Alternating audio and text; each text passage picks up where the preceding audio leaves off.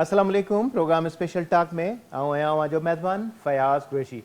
नाज़रीन, मुल्क जी सियासत में जिते डेवलपमेंट जो सिलसिलो जारी है उते आलमी सतह ते जेका सियासत है उन में जेका खून रेज़ी ख़ुसूसन जेको ईरान में इस्माइल हानिया जे मथां जेको हमलो थियो ऐं शहादत थी है, उहा बि जेका मौजूदा वक़्त में जेका सियासी सूरताल जेका आलमी जेका स्टेब्लिशमेंट है उन जी सियासत में हिकिड़ो वॾो जेको इस्लामी दुनिया है, इस्लामी ब्लॉक है, उनखे जिते वॾो दचको है, उते ईरान जी जेका सिक्योरिटी है उन ते केतिरा ई सवाल उथी विया आहिनि। इस्माइल हानिया हुजे या इब्राहिम अल रईसी हुजे, उन जो शकी हादसे में क़तल, या अहिड़ी तरह सां ईरान जो जेको सिपह सालार हुयो क़ासिम सुलेमानी, उन जे मथां जेको थियल हमलो, उन ईरान जी जेका सिक्योरिटी आहे उन ते सवाल उथारिया आहिनि। अहिड़ी तरह सां जिते आलमी सतह ते जेका तब्दीलियूं अचनि थियूं, या दहशतगर्दी चइजे, या हमला थियनि था, या मुल्कनि जी सियासत में जितां मुदाख़लत थिए थी, उते पाकिस्तान जी जेका सियासत आहे उन में बि तब्दीलियुनि जो अमल जारी आहे।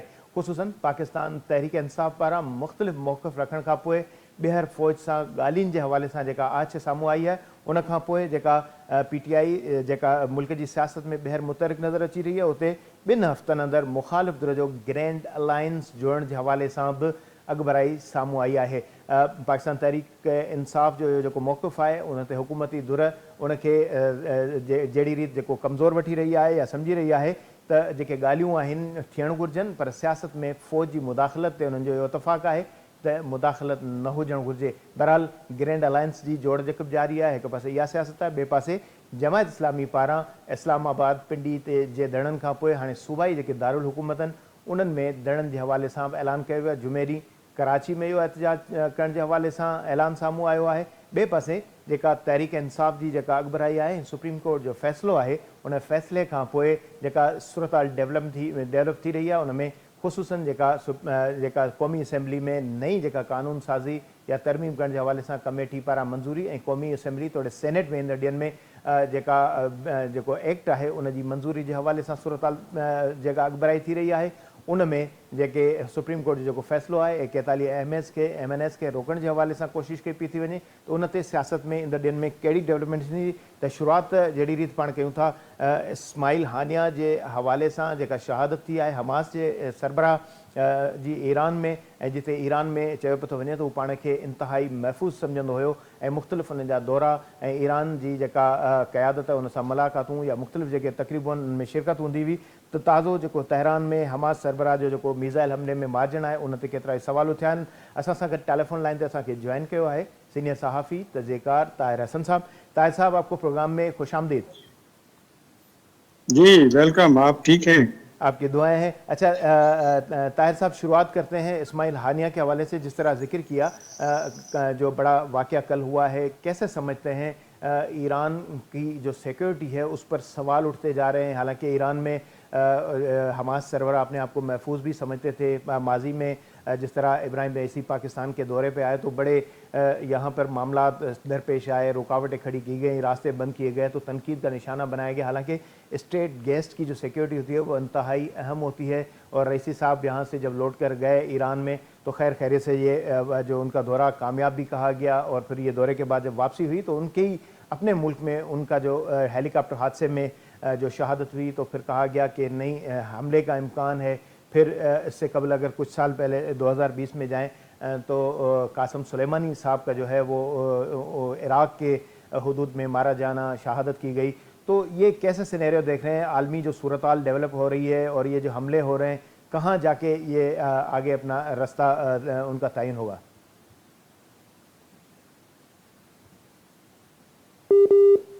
ताहिर साहब, आवाज़ आ रही है आपको मेरी तरफ से?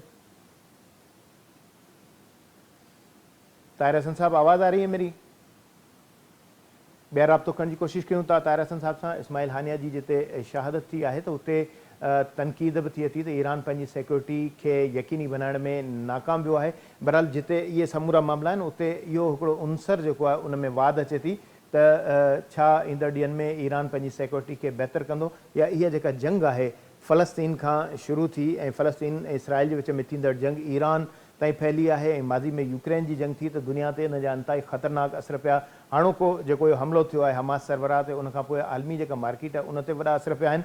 ऐं अहिड़े तरह सां जेका हाणे जेका सूरत हाल डेवलप थिए थी त ईंदड़ ॾींहंनि में जंग जी जेका सूरत हाल जेका नज़र अचे थी, कहिड़ा नतीजा निकिरंदा असां सां गॾु टेलीफोन लाइन ते मौजूद आहिनि ताहिर हसन साहब। ताहिर साहब, आपको मेरी आवाज़ आ रही है? ग़ालिबन ज़ाहिर है बरसाती मौसम बि आहे ऐं नेटवर्क जो इशू बि आहे। असां ॿीहर राब्ते जी कोशिशि कयूं था ताहिर हसन साहब सां। ऐं ही जेका जंग आहे जंहिंमें जेका हमास सरबराह जी जेका शहादत थी आहे, दुनिया इन खे जंहिं अंदाज़ सां ॾिसे थी, ख़ुसूसन जहिड़ी रीति मूं ज़िक्र कयो त आलमी सतह ते जेके मामला थियनि था त उन में उनजो इम्पैक्ट उन्हनि मुल्कनि ते पए थो जेके तरक़ी पज़ीर आहिनि या तरक़ी कंदड़ मुल्क आहिनि, उन्हनि ते इन्हनि जा असरात मुरतब थियनि था। ही जेको हमिलो आहे इन खां पोइ ईरान पारां इहो जवाबी जेको जवाबु ॾिनो वियो उन में इहो चयो वियो आहे त हू बदिलो वठंदा इसराइल खां ऐं इसराइल जे नेतन्याहू पारां बि इन हमले खे न सिर्फ़ु अहम करार ॾींदे उनखे पंहिंजी कामयाबी जिते करार ॾेई रहियो आहे, उते इहो नज़र अचे थो त फ़लस्तीन ऐं इसराइल खां निकिरंदड़ इहा जंग ईरान ऐं हिन विच ओभर जो जेको ख़ितो आहे उन ताईं फैलिजी रही आहे। ऐं इन रोड हादसो हुजे या इराक जी बॉर्डर ते हमिलो हुजे या ख़ुसूसन जॾहिं इहो ईरान जी पंहिंजी सरहद जे अंदरि जेको इहो हमिलो थियो आहे त उन जा असर जेके हिन ख़िते ते पई सघजनि था। ताहिर साहब असांखे ॿीहर जॉइन कयो। ताहिर साहब, आपको मेरी आवाज़ आ रही है? आपको आ रही है? बिल्कुल बिल्कुल। अच्छा, मैं जिक्र कर रहा था कि तेहरान में जो वाक़या पेश आया है उस कैसे समझते हैं कि ये जो ख़िता है जो सेंट्रल एशिया का, तो इसमें इन अवामिल के जो असरात हैं क्या मुरतब होते देख रहे हैं? जो फ़लस्तीन और इसराइल से जो जंग छिड़ी है, ईरान तक पहुंची है और इस खत्ते में इसके असरात नज़र आते हैं। देखिए, अफसोसनाक वाक़या है और जाहिर है कि एक कदावर शख्सियत का इस तरह जो है मारा जाना जो तशवीशनाक भी है और हैरानकुन भी है। और इस पर क्वेश्चन तो उठेंगे ईरान की सिक्योरिटी के हवाले से भी, और ईरान की सिक्योरिटी के हवाले से पहले भी क्वेश्चन उठ रहे हैं। खुद आपने जिक्र किया कि जो हाई प्रोफाइल लोग उनके प्रेसिडेंट और जनरल इसके जो है इस तरीके से मारे गए। तो मेरा ख्याल ये है कि ये भी उसी तरह का एक हाई प्रोफाइल केस है और इसमें सिक्योरिटी के हवाले से अगर ईरान की कमजोरियां बढ़ती जा रही हैं तो इससे दुनिया को जो है वो अपना अंदाजा हो जाएगा। और बाकी जो ईरान का जो इमेज है, जो एक बड़ा मजबूत और एक यूनाइट जो इमेज था उसका, उसमें भी मेरा ख्याल क्वेश्चन मार्क उठेगा। क्योंकि इलेक्शन के हवाले से भी जब प्रेसिडेंट के इलेक्शन की बात आती है तो वहाँ भी जो उनके जो बहुत ही इंतहा पसंद है उनको खासा सेटबैक हुआ था। और ये मेरा ख्याल से एक तब्दीली की अलामत मुझे लग रहा है ईरान में। और क्योंकि वो हमास वाला मामला भी जो है वो एक इंटरनेशनल था इशू, और क्योंकि हवाले फ़लस्तीन के हवाले से लड़ाई में भी एक बहुत ही इम्पोर्टेंट शख्सियत थे वो, और उसी हवाले से उनके जो है काफ़ी मामला जो है इसी तरह देखे जाते थे। और ये एक यहाँ तक तो ठीक है कि ये एक बड़ी शख्सियत मारी गई है, लेकिन बात यह है कि अगर इसराइल ने अपने टारगेट बढ़ा दिए हैं और वो अगर फ़लस्तीन से निकल के लबनान पे उसने बैरूत पे हमला किया, फिर उसके बाद ये वाला वाक़या हुआ, उसे ईरान क्लेम कर रहा है कि इसराइल ने मारा है। अब अगर यहाँ तक पहुँच गया है तो इसका मतलब ये कि लड़ाई फैल के यहाँ तक आएगी, और लड़ाई फैल के यहाँ तक आएगी कि आपका सारा अबनाए हुर्मुज़ जो है ये इफेक्ट होगा। उसके अलावा सारा जो अरब जो ट्रैफिक है वो इफेक्ट होगा। तो ये एक लंबा मामला होगा और इसको हम मेरा ख्याल ये कि इस वक्त कोई ऐसी पोजीशन नहीं है कि जो इसको रोक सके। तो इसराइल तो बिल्कुल मानने को तैयार नहीं है, ना अमेरिकन बात मान रहा है, ना यूनाइटेड नेशन की, ना किसी और की। तो उसका अपना एजेंडा है, वो जारी है, और बाकी तमाम मुस्लिम ममालिक या बाकी दुनिया उसको रोकने में अभी तक तो नाकाम रहे हैं। तो मुझे नहीं लगता कि वो अभी बहुत जल्द वो इस पोजीशन में आ जाएंगे कि इसराइल उनकी बात मान ले। तो इसको थोड़ा सा एक बहुत सीरियस देखना पड़ेगा सुपर ताकतों को भी, क्योंकि अगर ये लड़ाई बढ़ेगी तो फिर नुकसान तो सुपर ताकतों का भी होगा। उनकी जो कोशिशें हैं अमन की, या उनकी जो कोशिशें हैं मामला को बेहतर करने की, उनको धक्का लगेगा। और क्योंकि अमेरिकन इलेक्शन भी आ रहे हैं और उस हवाले से भी इस मामले को अगर ये तक़वियत मिली तो ये इफेक्ट भी हो सकते हैं, अमेरिकन प्रेसिडेंट के इलेक्शन से भी जाके इफेक्ट हो सकता है। अच्छा, ये अगर सिनेरियो देखा जाए कि अमेरिका में जब भी इंतखाबात होते हैं तो मुख्तलिफ मामलात जो है वो दुनिया के मुख्तलिफ जो बराएज़म है उनमें उठाए जाते हैं। माजी में अफ़गान जंग थी तो उसमें भी अमेरिकन प्रेसिडेंशियल जो इलेक्शन थे वो उसमें मुदाखलत कर रहा था। माजी में यूक्रेन का जो इशू था उसमें भी अगर देखा जाए तो वो या जनूबी कोरिया का, तो वो भी इस मामले में इन्वॉल्व नजर आते थे कि इस तरह की जंग छेड़ी जाती है। फिर ये कहा जाता है कि ऐसा सदर होना चाहिए अमेरिका का जो चाहे तो इन जो मामला हैं उनको टैकल कर सकते हैं, उनको मुकाबला कर सकते हैं, मद्दे मुकाबला आ सकते हैं। तो इस वक्त जो सूरत हाल है, अभी आपको याद होगा कि 7 अक्टूबर को जो इसराइल पर जो हमला हुआ था उसमें करीबन 1200 अफराद हलाक भी हुए थे और 251 अफराद जो है वो यरगमाल भी बनाए गए थे। उसमें मोहम्मद ज़ैफ की जो है वो इन्वॉल्वमेंट उसको क्योंकि वो अस्करी विंग के सरबराह थे जो हमास के, तो उसके मारे जाने के हवाले से भी दावे सामने आ रहे हैं कि 13 जुलाई को खान यूनिस के इलाके में उनको भी शहीद किया गया है। तो एक तरफ ये जो इसराइल और फ़लस्तीन की जंग है, फिर दूसरी तरफ अमेरिका के इंतखाबात हैं, तो ये समझते हैं कि ये तमाम गठजोड़ इन मामलात का नज़र आता है कि इस तरह के मामलात उनको उठाया जाए और ऐसे सदूर जो हैं वो उनका इंतखाब हो, वो दुनिया में ये अपने आप को साबित कर सकें कि अमेरिका को महफूज करने के लिए ऐसा बंदा होना चाहिए। जिस तरह ट्रंप साहब के हवाले से भी बात की जाती है कि वो इस सूरत हाल में वो इस मामलात को टैकल कर सकते हैं। बाइडन साहब थे, वो उनकी जो सूरत हाल थी उनको नाकाम करार दिया गया। अब उनके ज़ाहिर फिर हम माजी में जाएँ तो ट्रंप के दौर में बड़ी एक ख़तरनाक किस्म की सूरत हाल भी नज़र आई, उनके जो किरदार थे मशकूक भी नज़र आए, ख़ुसूसन उनको उनके हवाले से जो उनको किरदार था तो वो बदतरीन कहा जाता है। देखिए, बात यह है कि अमेरिकन इलेक्शन में तो ये सारी चीजें डिस्कस होती हैं और वहाँ की आवाम हर मामला पे चाहते हैं कि उनकी एडमिनिस्ट्रेशन है, जो प्रेसिडेंट है, उसको कमांड हासिल होना चाहिए ताकि दुनिया में जहाँ जहाँ मसाइल हो रहे हैं वो उस पर अपना रोल प्ले कर सके। ट्रंप साहब की यहाँ तक बात है, वो तो एक बहुत प्रो अमेरिकन होने के नाते मशहूर हैं, लेकिन बाकी इंटरनेशनल मामलात में उनकी जो कमजोरियाँ थी वो भी आया थी और वही एक रीजन बना था उनकी गवर्नमेंट के खत्म होने का। तो मेरा ख्याल ये है कि अगर ये मामला बढ़ रहे हैं दुनिया में, चाहे ईरान पे हमले की बात हो रही है या अपना हरमुज पे बंद होने की बात हो रही है या अरबों के ऊपर हमलों की बात हो रही है, तो मेरा ख्याल है कि इसका इफेक्ट पड़ेगा अमेरिकन इलेक्शन पे और ट्रंप साहब को इसमें जो है वो बताना पड़ेगा कि उनकी पॉलिसी फ्यूचर की क्या होगी अमेरिका की अगर वो इलेक्ट हो जाते हैं।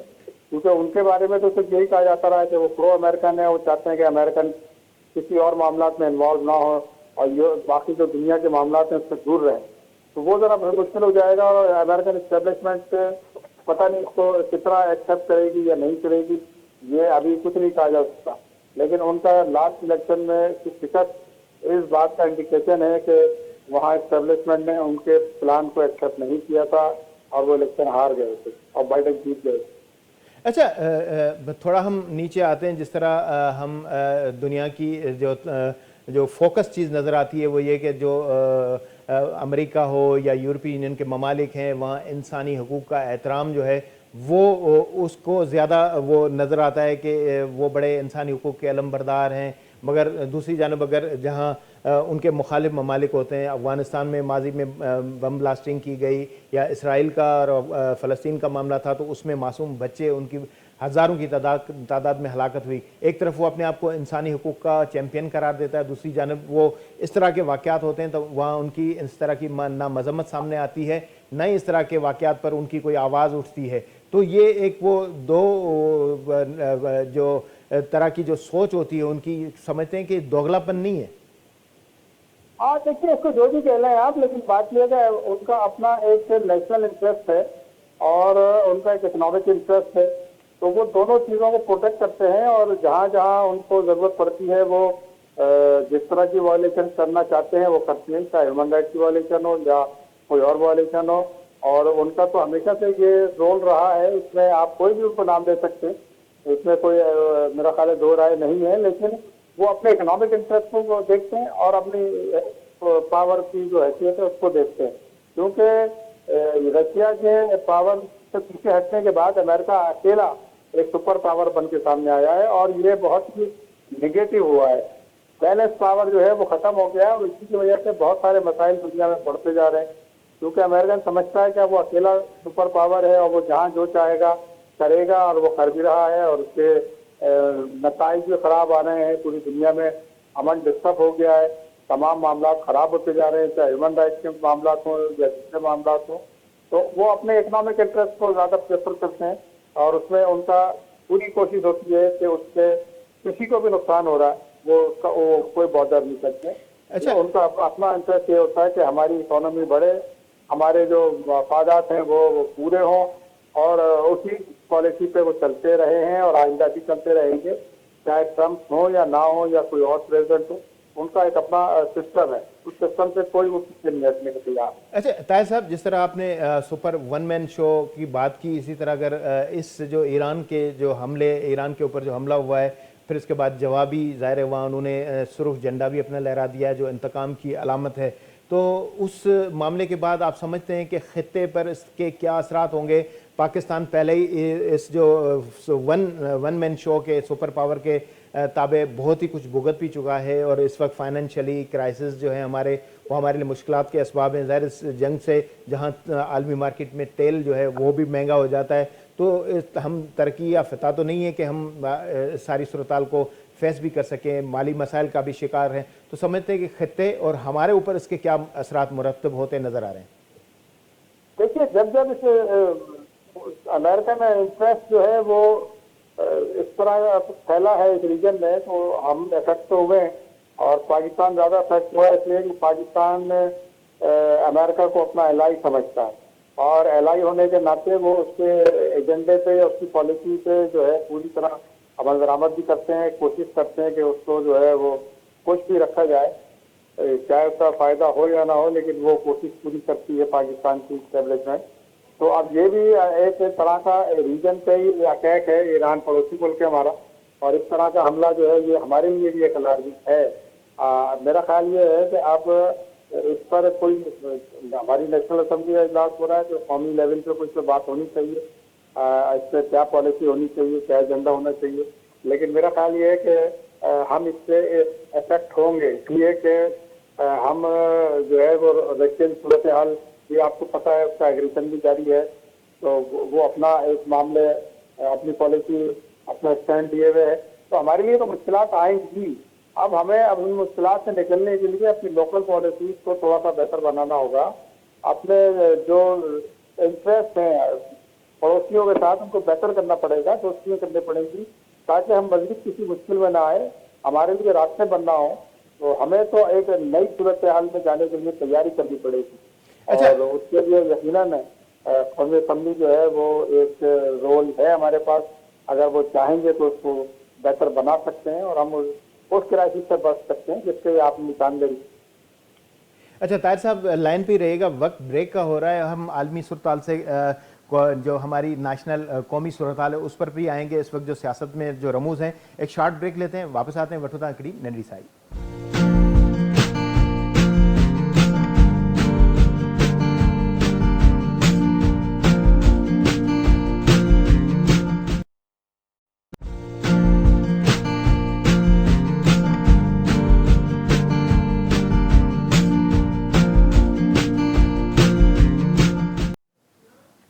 स्पेशल टॉक में बहर भलीकार असां टेलीफोन लाइन ते मौजूद आहिनि सीनियर सहाफ़ी तहज़ीक़ार ताहिर हसन खान साहब। ताहिर साहब, पाकिस्तान की सियासी सूरताल में भी एक मुनफरद तब्दीली जो रोज़ बरोज़ का हिस्सा बनती जा रही है। तहरीक इंसाफ पहले इस्टेब्लिशमेंट से बात करने की ख्वाहां नज़र नहीं आती थी, मगर अब एक वो बर्फ़ पिघलती नज़र आ रही है। उन्होंने ऐलान भी किए गुज़श्ता दिनों के बातचीत हो सकती है, मगर पॉलिटिशियंस जो इस बातचीत के अमल में जो मामलात हैं उनको समझते हैं और वो उनका ये कहना है कि फ़ौज को सियासत में धकेलना नहीं चाहिए। मगर पीटीआई का जो स्टांस नज़र आ रहा है, मौक़िफ़ नज़र आ रहा है, वो ये चाहते हैं कि वो फ़ौज से बातचीत करें और ज़ाहिर है जब बातचीत का अमल होगा तो रास्ते भी खुलेंगे। और एक तरफ ये अमल है, दूसरी तरफ उन्होंने ग्रैंड अलायंस बनाने का भी ऐलान किया आने वाले 2 हफ्तों में, और ये कहा जा रहा है कि एक बड़ा एहतजाजी जो है वो जो मूवमेंट जो है वो शुरू होगी और फिर ग्रैंड अलायंस जो होगा वो तमाम मुश्तरका जो एहतजाज करने वाली सियासी पार्टियाँ होंगी उनके साथ होगा। तो इस सूरताल को कैसे देखते हैं कि सड़कों पर जो एहतजाज कर रहे हैं उनको भी मिलाया जाएगा और फिर एहतजाज की जो है वो तैयारी हो रही है? देखें, जाहिर है कि वो जिस सूरत हाल में हैं वो ये सारे अपने कार्ड खेलेंगे और उसमें कितना उनको फायदा होता है या कामयाबी होती है ये तो वक्त बताएगा। लेकिन उन्होंने जिस तरीके से शर्त रखी है एक तो वो उस पोजीशन में नहीं है कि शराइत रख के अपने बात मनवा सके, और शराइत भी उनके रखने का तरीकाकार जो है वो बहुत ही, मैं समझता हूँ, गैर सियासी है। क्योंकि एक सियासी पार्टी जो है उसको ये राइट नहीं आई है जमहूरी अंदाज में जमहूरी इदारों को जो है टारगेट करने का। और ये बात कि फौज अपना नुमाइंदा नॉमिनेट करे, वोट से बात करे, ये तो बहुत अजीब सी मैं समझता हूँ बात लग रही है। ये तो बिल्कुल ऐसा लग रहा है जैसे कोई फातेह मुल्क है और वो किसी जो है वो जंगी क़यादत से बात करना चाहते हैं, करने चाहती है जी। तो अभी इसमें नहीं हो सकती है सारी चीजें। और अगर वो पॉलिटिकली काम करना चाहते हैं, अलायंस बनाना चाहते हैं, जरूर बनाएं, उनका राइट है। तहरीक चलाना चाहते हैं, बिल्कुल चलाएं, लेकिन पहले चीजों को तो ठीक करें, अपना डायरेक्शन को ठीक करें, अपनी पार्टी के सिस्टम को ठीक करें, इलेक्शन कराएं, प्रॉपर तरीके से लीडर जो है वो नॉमिनेट करें। अगर वो जेल में है और कोशिश करें कि जो उनके लीगल मामला थे वो लीगल तरीके से हों, उसमें गैर अखलाकी और गैर कानूनी और गैर जमहूरी मेथड अगर अख्तियार करेंगे तो वो फिर आने वाले दिनों में उनको भी फेस करने पड़ेंगे। तो मेरा ख्याल ये है कि थोड़ा सा उनको अपनी रवैये में तब्दील करनी पड़ेगी इमरान खान साहब को। और अगर वो समझते हैं कि सियासत में रहना है और आगे उनको रास्ता चाहिए, अदरवाइज तो उनकी मर्जी है, वो जिस तरह चाहें सियासत करें। माजी में भी वो अपनी मर्जी से ही सारे काम करते रहे और उनको जो चलाने वाले थे या जो उनके दाएं और बाएं सपोर्टर थे, उन्होंने भी उनको इस तरीके से सियासत करने से नहीं रोका, ना उनको समझाया कि सियासी अंदाज में बात करें, सियासी अंदाज से चलें। एक रिजिड फोर्स के तौर पे उनको जरूर जिंदा रखा गया और अभी तक वो कोशिश कर रहे हैं कि एक रिजिड फोर्स के तौर पे वो सामने रहे, जो नामुनासिब है। और मैं समझता हूँ कि ये इस तरीके से उनकी सियासत आगे बढ़ नहीं पाई। ताहिर साहब, ये बात खुश आइंद भी है कि पीटीआई डायलॉग की तरफ आ रही है, मगर ये बात बड़ी अफसोसनाक है कि वो सियासतदानों के साथ डायलॉग के बजाय उनका रुख दूसरी जानब है। तो फिर ये वही होगा कि एक अनफॉर्चुनेट नहीं कहा जा सकता कि डायरेक्शन बिल्कुल उनकी जो है वो गलत है और फिर इसके मस्बत नताइज हासिल नहीं होंगे। देखिए, मैंने यही किया ना कि उनका ये एक्ट जो है ये इतना सियासी है ना जमहूरी है, और ये बहुत ही उनकी एक पुरानी जिद है कि वो सियासी जमातों से या सियासी फोर्सेस से बात नहीं करेंगी, जो कि जमहूरी अंदाज में होता नहीं है। आपको बात करनी पड़ती है, हर छोटे बड़े मसले पे बात करनी पड़ती है। उससे आप एग्री करें या ना करें वो एक अलग आपकी चॉइस होती है, लेकिन आप बाकायदा तौर पे जो है वो एक ही जिद पे अड़े हुए हैं कि सिर्फ एस्टेब्लिशमेंट उनसे बात करे और एस्टेब्लिशमेंट उनको वापस, उनकी जो डिमांड है कि वापस उनका जो मैंडेट दिलाए। अभी सिलेक्शन के बाद तो मैंडेट किसी और के पास चला गया है, उनको कैसे मैंडेट दिलाया जा सकता? वो चाह रहे हैं कि वापस सब कुछ तोड़ के खत्म करके उनको वापस हुकूमत में लाया जाए, तो ये तो एक बहुत ही गैर कानूनी बात हो जाएगी। और इसमें अगर कोई सोच रहा है कि इस तरीके से फायदा हो जाएगा, तो मुझे तो कोई रास्ता नजर नहीं आता।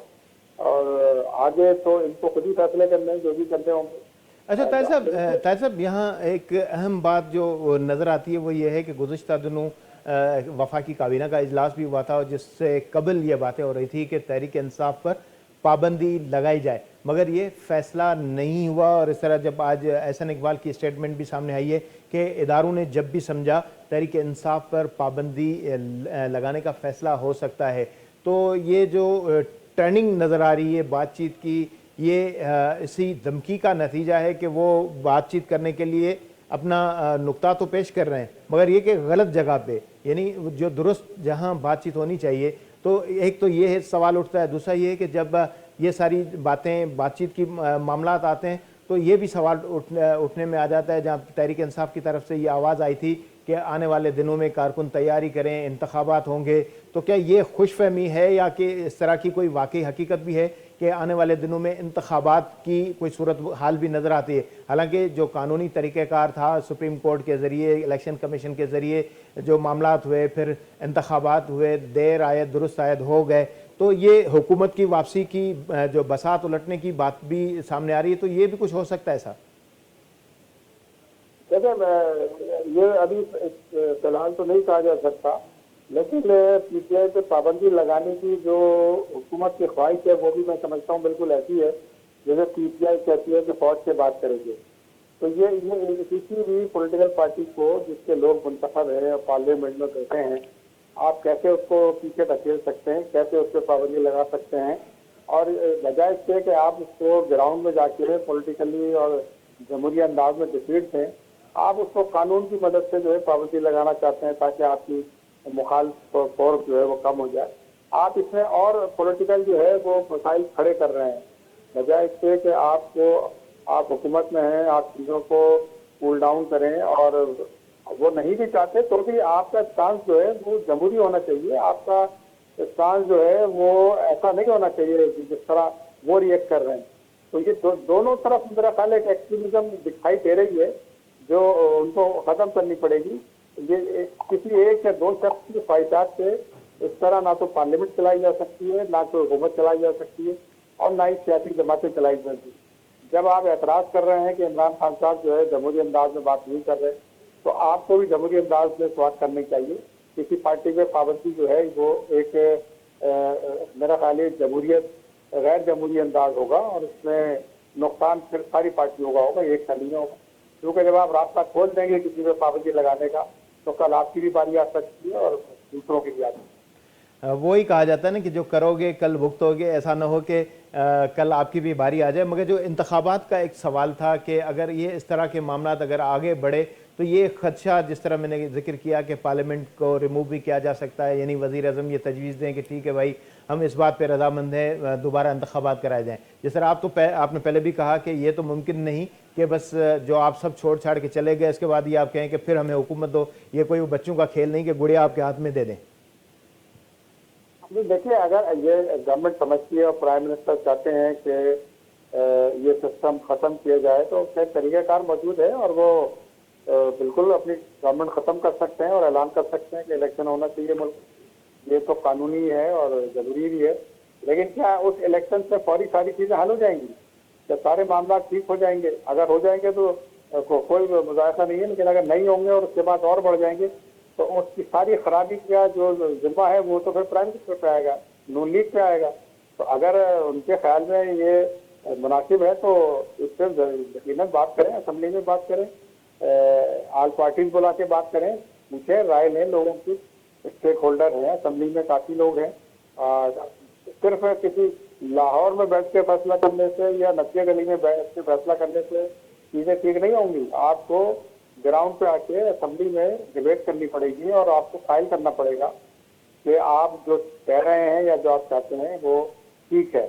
आपकी मर्जी से सारे सिस्टम नहीं चलाया जा सकता। 5 साल के लिए इलेक्शन हुआ है, लोगों ने आपको मैंडेट दिया है, आप बीच छोड़ के कैसे भाग सकते हैं? आप आवाम के मैंडेट को क्या उनके मुंह में मारना चाहते हैं?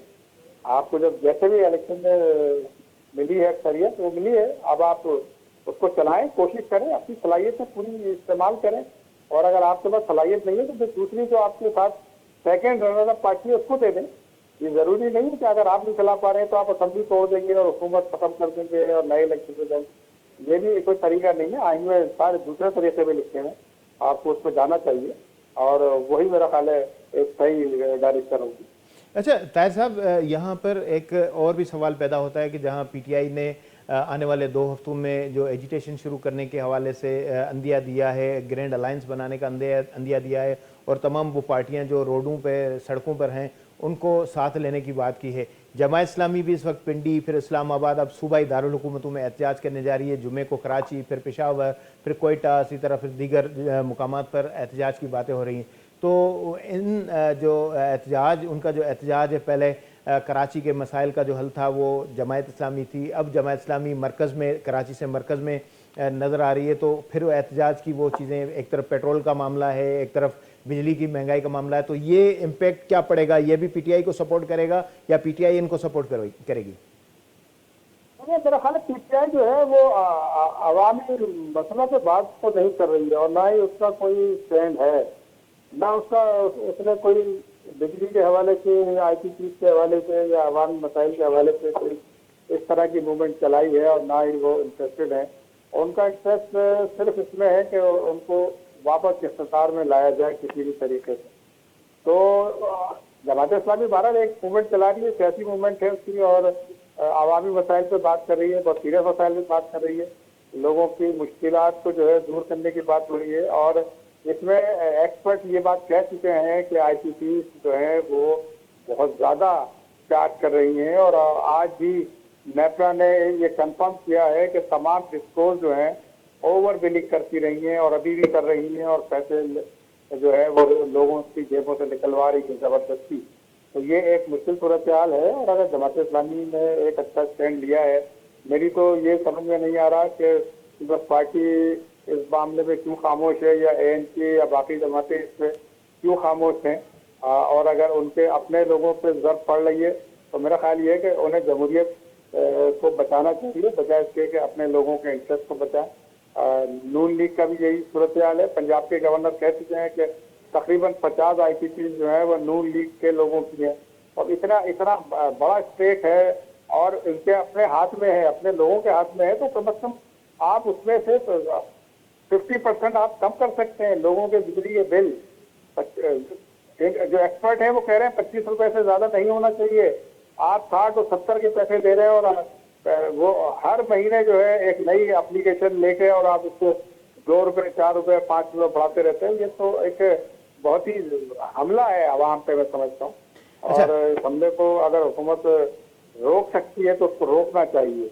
अच्छा ताहिर साहब, एक आखिरी सवाल मैं आपसे लेना चाहूँगा। इलेक्शन एक्ट जो है वो तरमीमी बिल कमेटी में मंजूर हुआ है, कौमी असम्बली, फिर सेनेट, फिर आगे ये समझते हैं कि ये असम्बली से पास होने के बाद सुप्रीम कोर्ट का जो फैसला है, अक्सरियती जजेस का फैसला है, और 41 जो अरकान हैं पीटीआई के, उनको उनकी जो ऐवान में शिरकत उसको रोकने के लिए हवाले से कहा जा रहा है कि ये उसी वजह से बनाया गया है। तो ये सियासी जंग है, आखिर कहाँ तक जाकर रुकेगी? सुप्रीम कोर्ट और पार्लियामेंट आने वाले दिनों में क्या समझते हैं कि आमने सामने होंगी, या सुप्रीम कोर्ट पार्लियामेंट के आगे सर खम तस्लीम करेगी, या फिर वही होता है माजी में काफ़ी चीज़ें जो ऐवान ने पास की हैं और सुप्रीम कोर्ट ने उन्हें रिमूव भी किया है? देखिए, मतलब जिसका भी ये प्लान है बहुत ही खूब है कि उसने पार्लियामेंट और जुडिशरी को आमने सामने लाके खड़ा कर दिया है। अब आप जितनी अमेंडमेंट करते हैं वो सुप्रीम कोर्ट अंडू कर सकती है। और अगर सुप्रीम कोर्ट अंडू करेगी तो एक पार्लियामेंट में माहौल खराब होगा। पार्लियामेंट जो है वो सुप्रीम कोर्ट के हवाले से कुछ और मजीद अमेंडमेंट लेके आएगी। तो ये तो ना खत्म होने वाला सिलसिला है।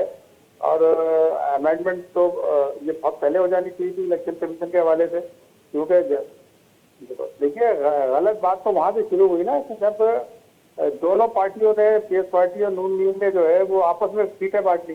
चाहिए तो ये था कि आप सीटें खाली छोड़ देते और अपनी हुकूमत बनाते। मगर अभी जो ये अभी मौलाना साहब और पीपल्स पार्टी इनसे अलग नजर आए जो कमेटी में जो मामलात आया है। हाँ, उनका अपना स्टैंड है, मौलाना का अपना स्टैंड है। जाहिर है वो एक बहुत ही विक्टिम है पूरे इलेक्शन के हवाले से, और वो समझते हैं कि उनको आइसोलेट किया गया है और उनकी सियासत और उनके जमहूरियत को जो है नुकसान पहुंचा है। तो उनका अपना एक स्टैंड है और वो उसमें किस हद तक कामयाब रहते हैं। लेकिन मैं आपको एक बात बताऊं, पीटीआई तो शायद पता नहीं करे नहीं करे, लेकिन अगर मौलाना ने कोई अलायंस बनाने की कोशिश की तो वो जरूर बना पा लेंगे, और वो अगर बना लिया उन्होंने तो फिर मुश्किल खड़ी हो जाएगी। ठीक है ताहिर हसन साहब, प्रोग्राम का वक्त इजाज़त नहीं देता कि आगे इस बार बढ़ा जाए, वक्त महदूद है। बहरहाल इंतहाई अहम इशूज़ जेके होया वो डिस्कस किया, ख़ास तौर से आलमी सूरत हाल, पाकिस्तानी सूरत हाल, जेको ईंदड़ वक्त में पाकिस्तानी सियासी या जेका सूरत हाल है, माशी सूरत हाल है, उनमें घणी जेका डेवलपमेंट नज़र अचे पई थी, ॾिसे थी ईंदड़ वक़्तनि हवाले सां छा थो ॾेखारे ऐं छा थियण वारो आहे, छा थींदो, उन ते बि ॻाल्हि ॿोल कंदासीं। बहरहाल प्रोग्राम जो वक़्तु पुॼाणी ते पतो, इजाज़त ॾींदा, अला भाई।